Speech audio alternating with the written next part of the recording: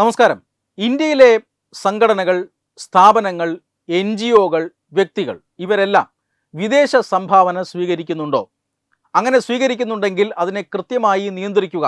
ആരാണ് ഈ പണം വാങ്ങുന്നത്? എന്തിനു വേണ്ടിയിട്ടാണ് പണം വാങ്ങുന്നത്? എന്തിനു വേണ്ടിയിട്ട് അത് ചെലവഴിച്ചു?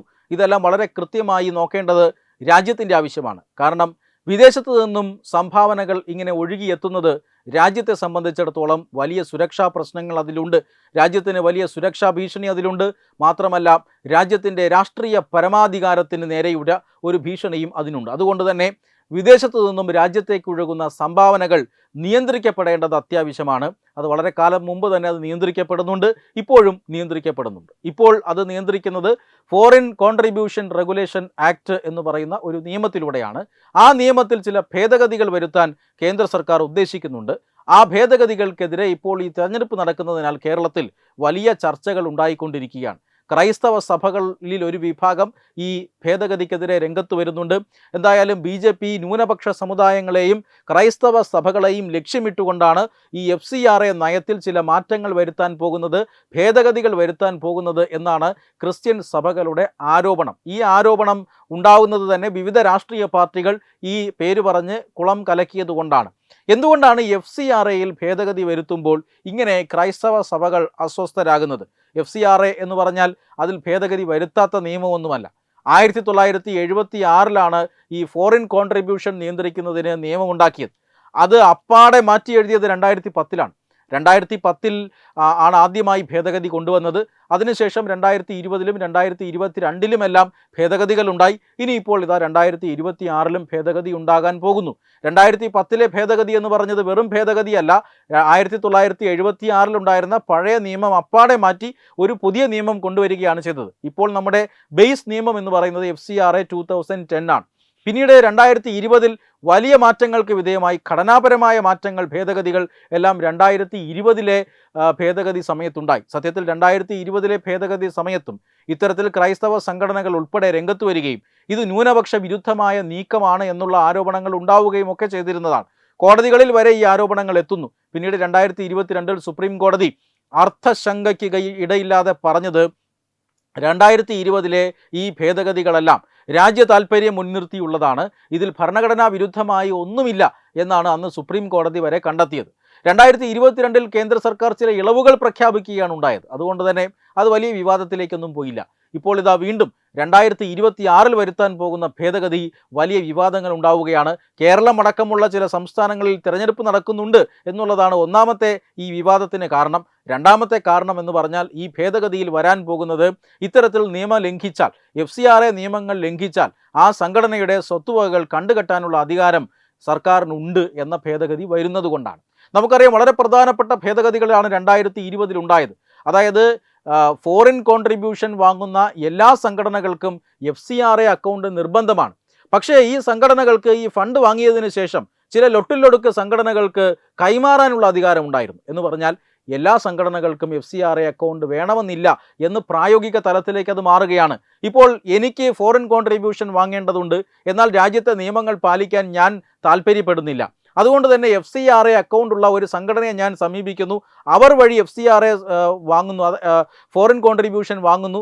അതിനുശേഷം അവർ എനിക്ക് ആ പണം തരുന്നു, എനിക്ക് എവിടെ വേണമെങ്കിലും എന്ത് വേണമെങ്കിലും ആ ഫണ്ട് ഉപയോഗിച്ച് ചെയ്യാം എന്ന് പറഞ്ഞാൽ ആ നിയമത്തിലെ ഒരു വലിയ പഴുതാണ്. ആ പഴുതടയ്ക്കുകയാണ് 2020 നമ്മൾ ചെയ്തത്. ആധാർ എന്ന ഒരു പുതിയ രേഖ വരുന്നതോടുകൂടി ഈ അക്കൗണ്ടിൽ ആധാർ ഉൾപ്പെടുത്തണം എന്ന ഭേദഗതി പിന്നീടുണ്ടായി. അങ്ങനെ രാജ്യത്തിൻ്റെ സുരക്ഷയ്ക്കും രാജ്യത്തിൻ്റെ രാഷ്ട്രീയ പരമാധികാരം നിലനിർത്തുന്നതിനും മാറി മാറി വരുന്ന സാഹചര്യങ്ങൾക്കനുസരിച്ച് ഭേദഗതികൾ ഓരോ നിയമത്തിലും അത്യാവശ്യമാണ്. പ്രത്യേകിച്ചും FCRA പോലെയുള്ള വിദേശ സംഭാവന പോലെയുള്ള വളരെ ക്രിട്ടിക്കലായിട്ടുള്ള മേഖലകളിൽ അത് നിരന്തരം ഭേദഗതികൾക്ക് വിധേയമായിക്കൊണ്ടിരിക്കണമെന്നത് ഒരു സംശയവുമില്ലാത്ത കാര്യവുമാണ്. ഇപ്പോൾ ഇതാ വരാൻ പോകുന്നത് സ്വത്ത് കണ്ടുകെട്ടാനുള്ള മാർഗം, അല്ലെങ്കിൽ സ്വത്ത് കണ്ടുകെട്ടാനുള്ള അധികാരം കേന്ദ്ര സർക്കാരിനുണ്ട് എന്നുള്ളതാണ്. നമുക്കറിയാം, ഈ നിലവിലെ നിയമം അനുസരിച്ച് FCRA ചട്ടങ്ങൾ പാലിക്കാൻ എല്ലാവരും നിർബന്ധിതമാണ്. ഇനി ആരെങ്കിലും അങ്ങനെ പാലിച്ചില്ല എങ്കിൽ, ഗുരുതരമായ ചട്ടലംഘനം ആരെങ്കിലും നടത്തിയിട്ടുണ്ട് എങ്കിൽ ഇത് പരമാവധി കണ്ടുപിടിക്കപ്പെടുക ഈ ഒരു FCRA റിന്യൂവലിന് പോകുമ്പോഴാണ്. FCRA അക്കൗണ്ട് പുതുക്കാൻ പോകുമ്പോഴാണ് ഇതിനകത്തുള്ള ക്രമക്കേടുകൾ പലപ്പോഴും കേന്ദ്ര സർക്കാരിന് കണ്ടുപിടിക്കാൻ സാധിക്കുക. ഗുരുതരമായ ക്രമക്കേടുകൾ നടത്തിയാൽ ആ FCRA റിന്യൂവൽ കേന്ദ്ര സർക്കാർ റദ്ദാക്കും. എന്ന് പറഞ്ഞാൽ ഒരു വർഷം കൊണ്ട് ആ സംഘടന നേടിയതെല്ലാം ആ സംഘടനയ്ക്ക് സ്വന്തമാവുകയാണ്. അടുത്ത കൊല്ലം മുതൽ FCRA അക്കൗണ്ട് ഇല്ല എന്ന് മാത്രമേ ഉള്ളൂ. എന്ന് പറഞ്ഞാൽ ഒരു വർഷത്തിനകം തന്നെ ആ സംഘടനയ്ക്ക് തങ്ങളുടെ പ്രഖ്യാപിത ലക്ഷ്യം നേടാൻ കഴിയും. കേന്ദ്ര സർക്കാരിൻ്റെ അല്ലെങ്കിൽ സർക്കാരിൻ്റെ ആ നിയമങ്ങൾ ലംഘിച്ചുകൊണ്ട് ഈ ഫോറിൻ കോൺട്രിബ്യൂഷൻ അഥവാ വിദേശ ധനസഹായം, വിദേശ സംഭാവന സ്വീകരിക്കാൻ കഴിയും. അതോടുകൂടി എൻ്റെ ആ ഒരു ഉദ്ദേശം പൂർത്തിയായി. അതിനുശേഷം ഞാൻ ഇതെല്ലാം കൊണ്ട് കേന്ദ്ര സർക്കാരിന് കൊടുക്കുന്നു, കേന്ദ്ര സർക്കാർ ചട്ടലംഘനം കണ്ടെത്തുന്നു, അതിനുശേഷം എനിക്ക് FCRA അക്കൗണ്ട് തരുന്നില്ല, അത്രയേ ഉള്ളൂ. പക്ഷേ ഈ ഒരു വർഷം കൊണ്ട് നിയമവിരുദ്ധമായി നേടിയതെല്ലാം എനിക്ക് സ്വന്തമാണ് എന്ന് പറഞ്ഞാൽ ഈ രാജ്യത്ത് നിലവിലുള്ള നിയമത്തിന് പഴുതുണ്ടാക്കിക്കൊണ്ട് ആ പഴുതുകൾ കണ്ടെത്തിക്കൊണ്ട് നിയമവിരുദ്ധമായി വിദേശ സംഭാവന സ്വീകരിക്കാൻ കഴിയും എന്ന ഒരു സാഹചര്യം രാജ്യത്ത് നിലവിലുണ്ട്.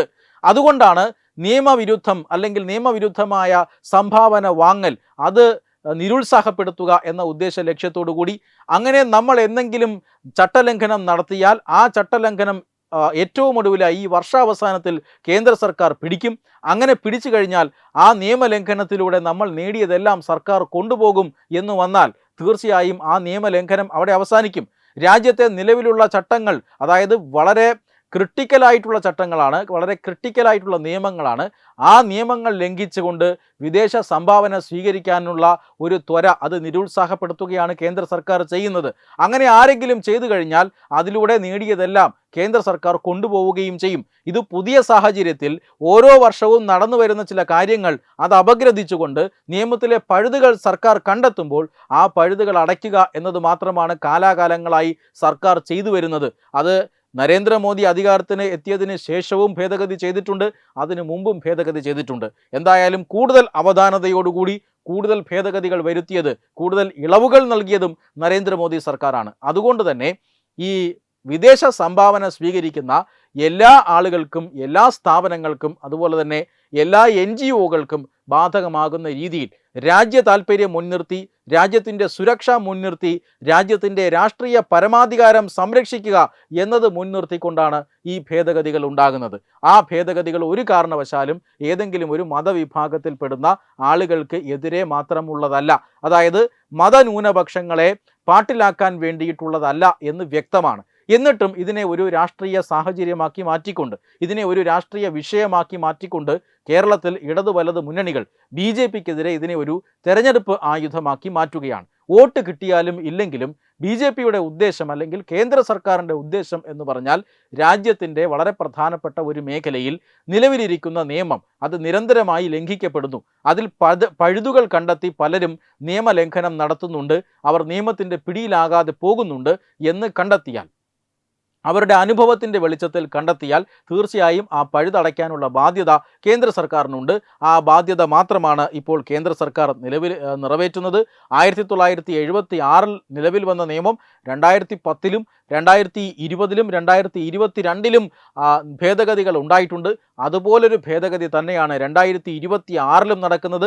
നിയമം ലംഘിക്കാത്ത പക്ഷം ആ നിയമ ഭേദഗതി കൊണ്ട് യാതൊരു അപകടവും ആർക്കും സംഭവിക്കുന്നില്ല. എന്നാൽ നിയമം ലംഘിച്ചാൽ വലിയ അപകടം ഉണ്ടാവുകയും ചെയ്യും. രാജ്യത്ത് നിയമ വാഴ്ച ഉറപ്പാക്കാൻ ഇത്തരം നിയമങ്ങൾ അത്യന്താപേക്ഷിതമാണ്, പ്രത്യേകിച്ചും ഇത്തരത്തിലുള്ള വളരെ നിർണായകമായ മേഖലകളിൽ. അതുമാത്രമാണ് ഇപ്പോൾ കേന്ദ്ര സർക്കാർ ചെയ്തിരിക്കുന്നത്. അതിനെ ഒരു തെരഞ്ഞെടുപ്പ് വിഷയമാക്കുക, ഇതിനെ ഒരു മതന്യൂനപക്ഷങ്ങൾക്കെതിരായ നീക്കമാക്കി മാറ്റുക എന്ന രീതിയിലുള്ള ഒരു പ്രചരണം നടത്താൻ ചില രാഷ്ട്രീയക്കാർക്ക് സാധിച്ചിട്ടുണ്ട്. ആ പ്രചരണം ചില മേഖലകളിലെങ്കിലും ചെന്ന് കൊണ്ടിട്ടുണ്ട്. അതിൻ്റെ ഭാഗമായിട്ടാണ് ഒരു വിഭാഗം ആളുകൾ, ഒരു വിഭാഗം സഭാ നേതൃത്വം ഇപ്പോൾ ഈ ബില്ലിനെതിരെയും ഈ ബില്ല് ഭേദഗതിക്കെതിരെയും ഒക്കെ നിലവിൽ വന്നിരിക്കുന്നത്. എന്തായാലും 2020-ലെ വളരെ നിർണായകമായ FCRA ഭേദഗതി അത് ഭരണഘടനാപരമാണ് എന്ന് വിധിച്ചുകൊണ്ട് സുപ്രീം കോടതി പറഞ്ഞ വളരെ പ്രസക്തമായ ഒരു കാര്യമുണ്ട്. അതായത് വിദേശ സംഭാവന എന്ന് പറഞ്ഞാൽ ആരുടെയും മൗലികാവകാശമൊന്നുമല്ല. വിദേശ സംഭാവന സർക്കാർ അനുവദിക്കുമെങ്കിൽ മാത്രമേ ആർക്കും സ്വീകരിക്കാൻ കഴിയുകയുള്ളൂ എന്ന് രാജ്യത്തിൻ്റെ പരമോന്നത നീതിപീഠം വിധിച്ചിട്ടുണ്ട് എന്ന് നമ്മൾ ഓർക്കണം. മാത്രമല്ല ഈ പരമോന്നത നീതിപീഠം ക്ലിയർ ചെയ്ത ഒരു നിയമ ഭേദഗതിയാണ് ഇപ്പോഴുള്ളത്. ഇനി വരുന്ന നിയമ ഭേദഗതിയും ഈ രീതിയിൽ കോടതിയിൽ പരിശോധിക്കുവാനും അത് ഭരണഘടനാ വിരുദ്ധമാണോ ഇല്ലയോ എന്ന് ഉറപ്പുവരുത്താനും ഒക്കെയുള്ള ഓപ്ഷൻ നമ്മുടെ മുന്നിലുണ്ട്. അതുകൊണ്ട് തന്നെ ആ ഓപ്ഷനുകൾ ഉപയോഗിക്കുക എന്നുള്ളതാണ് കരണീയമായ മാർഗം. ഇതിനെ ഒരു തെരഞ്ഞെടുപ്പ് വിഷയമാക്കി മാറ്റുക എന്നുള്ളതല്ല. വെബ് ഡെസ്ക് തത്തുമൈ ന്യൂസ്. HIV അണുബാധ സന്തോഷപൂർണമായ ഒരു ജീവിതത്തിന് തടസ്സമല്ല. HIV അണുബാധയ്ക്ക് ഫലപ്രദമായ ചികിത്സ ഇന്ന് ലഭ്യമാണ്. ഇതിന് യഥാസമയം അണുബാധ കണ്ടെത്തുന്നതും കാലേക്കൂട്ടി ചികിത്സ നടത്തേണ്ടതും അത്യാവശ്യമാണ്. സൗജന്യമായ ചികിത്സയും മാർഗനിർദ്ദേശങ്ങളും സർക്കാർ ആശുപത്രികളിലെ ART അഥവാ ഉഷസ് കേന്ദ്രങ്ങളിൽ ലഭ്യമാണ്. ആരോഗ്യ സംരക്ഷണം ഓരോരുത്തരുടെയും ഉത്തരവാദിത്തമാണ്.